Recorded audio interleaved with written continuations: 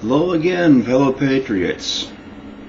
I hope that you have all had a good, relaxing, enjoyable Labor Day weekend. I know I did. Of course, the big news that made me the happiest this weekend was hearing that good old Van Jones finally decided to resign. Now, he'd been under a lot of pressure, and of course, as the news media found out more and more about him, well, it just got too hot and heavy. And yet, when this man handed in or gave his resignation, he talked about this smear campaign. Well, somehow, if someone is telling the truth about you, that's not a smear campaign. He had done wrong and finally had to fess up. He had been caught with his hands in the proverbial cookie jar. And of course, the Republicans and some others in Congress are finally getting enough backbone to complain about all these czars. And the last word I heard is that they're going to try to talk to the president and ask him not to appoint any more czars until some of these things are straightened out.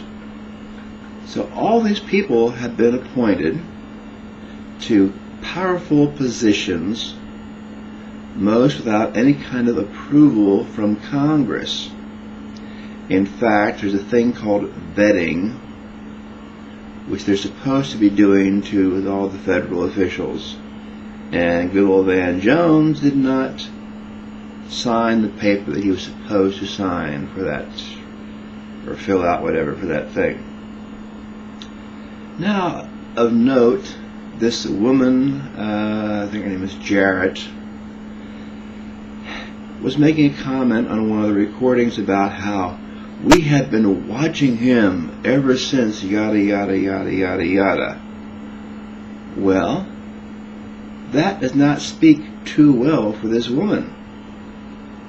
If she had been watching Van Jones all that time, she would have known what a radical person he was. What a dangerous person. I can't understand how the government would allow all these radicals to have first-hand access to a president without having gone through these security clearances. I mean, golly, one of these men could be some kind of a nutcase and in a private session kill the president. Duh. Where's the FBI? Whoever's in charge of all these things. Now, I am not an Obama supporter, but just the fact, the inefficiency of who's ever supposed to be taking care of these security measures has big problems. So this Jarrett, I'll be thrown out on her cans as well. Well, Obama should have been thrown out too.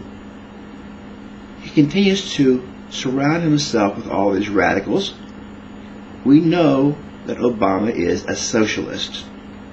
His agenda is basically to make our nation a socialist nation. You can argue all you want, but the facts are there. Look at the legislation. He keeps pushing for his socialized medicine. He calls it one name one time, called a different name another time. Nancy Pelosi insisting, we can't pass legislation without this or that. Garbage. And her snotty comment about a trigger, which basically means that if the healthcare industry, the insurance companies, whatever, do not come up to certain qualifications or specifications within 5 years, whatever the thing is, they can go ahead and basically enact their socialized medicine. Now, Obama is two-faced. He wants socialized medicine. He wants cap and trade to ruin us. I've got one word for that, which I'm withholding for the time being. But if things don't change, I will use that word. On to other things. Good old Charlie Rangel. I want to say goodbye, Charlie.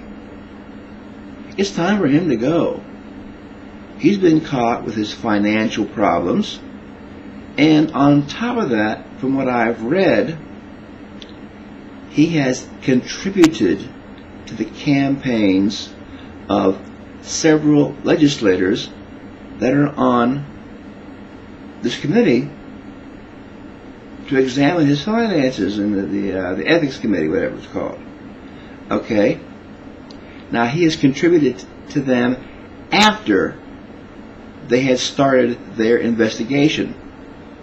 To me, that's the same as bribing a federal official. Therefore, he ought to be out on his ear. And Miss Pelosi, likewise, for neglecting to do her duty.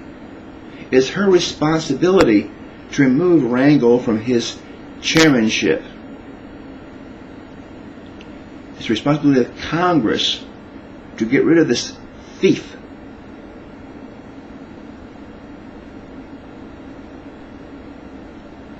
Hope you have a nice day. God bless America.